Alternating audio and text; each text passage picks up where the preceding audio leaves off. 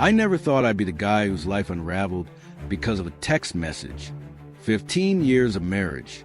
15 years of building a home, a family, a future. And yet, it only took 6 words on a phone screen to destroy it all. You looked amazing today at work. At first, it seemed harmless, maybe just a compliment from a colleague. My wife, Lena, worked in HR at a tech company, and she often received friendly messages. But this one came in late at night, almost midnight, and it wasn't from me. A few days before that message, my best friend, Kyle, had pulled me aside after a casual beer. "I don't want to get in your business, man," he said, voice low, "but I've seen Lena with that guy from her office. Tall, dark hair. They look close." I laughed it off. We'd been married for 15 years. We had 2 kids. Lena was the most organized, dependable person I knew. Still, something in Kyle's tone, the guilt behind his eyes, stuck with me. That night, I noticed Lena was suddenly working late. Her perfume lingered on her coat when she came home. She was distant, affectionate but distracted, smiling at her phone in the kitchen when she thought I wasn't looking. That's when I checked her messages. I know, it's a line you shouldn't cross. But I crossed it, and that's when I saw his name, Ethan Work. The thread was long, flirty messages, inside jokes, a few blurry photos, and then, "Can't wait to see you again." Same place. The pit in my stomach turned to fire. I couldn't read anymore. I put the phone down, walked into the bathroom, and stared at myself in the mirror. My hands were shaking. When she came home that night, I acted normal. I needed time to think. Evidence. Clarity. Rage was useless without direction. Over the next few days, I played the role of a calm, oblivious husband. But inside, I was crumbling. I checked her calendar. She had a conference on Friday. I checked Ethan's social media. He'd posted a photo from a downtown hotel bar the last time she had a conference. That's when I knew. I booked a room at the same hotel, 1 floor below hers. Friday night, 9:30 p.m. I watched from the lobby as she walked in wearing a red dress I'd bought her for our anniversary. Ethan met her near the elevators. He didn't even look around to check if anyone was watching. They kissed, right there in public, like they didn't have families waiting for them at home. I wanted to storm over. I wanted to drag her out and scream. But something inside me, something cold and sharp, told me to wait. So I followed them. Room 715. They went in. I stayed outside for 10 minutes, recorded the room number, and left. No confrontation. No scene. Not yet. When Lena came home 2 days later, she acted normal, humming while making coffee, texting as she cooked breakfast. I waited until the kids were at school before speaking. "How was your conference?" I asked casually. "Productive," she smiled, not meeting my eyes. I placed a printed photo on the counter, a screenshot from the hotel security footage. Her face drained of color. "Lena, who is he?" She didn't answer, just collapsed into tears, repeating, "I'm sorry," over and over again. But sorry didn't cover 15 years of trust. It didn't cover the way she lied every night while I tucked our kids into bed alone.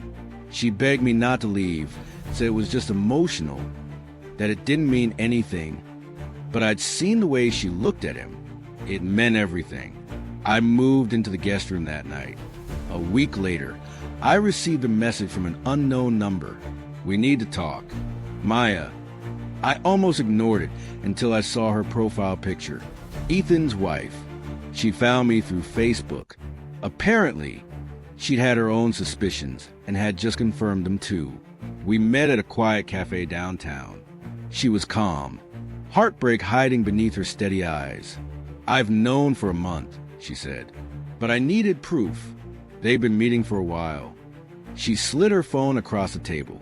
Dozens of photos, text exchanges, call logs. She had everything. She smiled bitterly. He thinks he's smart. He's not. I didn't know what to say. Seeing another person who'd been living the same nightmare, was both comforting and devastating. Then Maya leaned in. I'm not here for pity. I'm here because I want to end this properly. For both of us. Maya was brilliant, meticulous, strategic.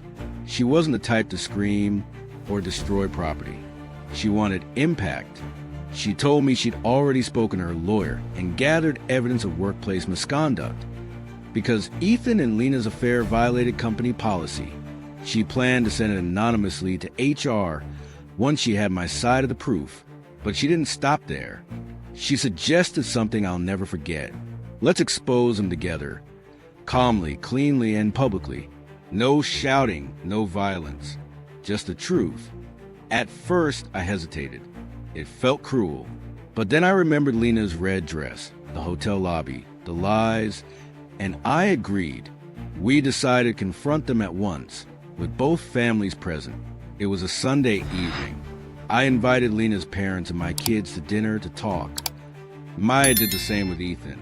They arrived unsuspecting, still tangled in their secret world. When they walked in and saw each other across the living room, their faces went white. Maya stood first, voice steady. Lena, Ethan, you've been lying to everyone here, but it ends today. She placed a thick folder on the table, screenshots, messages, hotel receipts. Silence filled the room, heavy and suffocating.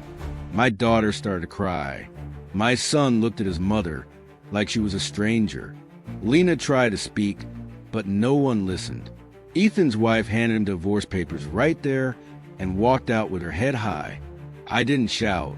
I didn't curse. I just looked at Lena and said quietly, "You broke us for something that wasn't even real." And then I walked away too. The weeks after were brutal. Lena moved out. The kids stayed with me most days. I started therapy, picked up running, tried to rebuild piece by piece. Maya reached out occasionally. We talked, not as allies in revenge anymore, but as two people trying to make sense of the wreckage. She told me she'd accepted a job offer in another city. Before she left, we met one last time at the same cafe. Funny how the people who cause the most pain move on so easily. I said. She smiled sadly. Maybe, but we move on stronger. And that's something they'll never understand. She handed me an envelope before leaving. Inside was a photo of the four of us from the company event, taken before everything fell apart. On the back, she'd written, "Proof that we can survive betrayal, even when love doesn't." A few months later, I got a call from Lena's old boss. Apparently, both Lena and Ethan had been fired, not because of us, but because their affair had led to a harassment complaint from another employee. They tried to cover it up together, and HR found out. It was poetic justice. Not from me, not from Maya, but from life itself. When I told Maya, she just laughed softly. Looks like karma finally clocked in. It's been over a year now. I've learned that betrayal doesn't just end a marriage. It ends a version of yourself that trusted too easily, that believed love was unbreakable.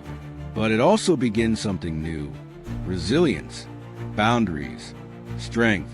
Sometimes the people who hurt you the most teach you how to protect yourself. And sometimes the most unexpected person, like your wife's lover's wife, becomes a mirror that helps you see your own worth again. If there's one thing I've learned, it's this: the truth always comes out, but the real power lies in how you rise after it does. 15 years gone in a heartbeat. But thanks to one woman's courage, I didn't just lose a marriage, I found my peace.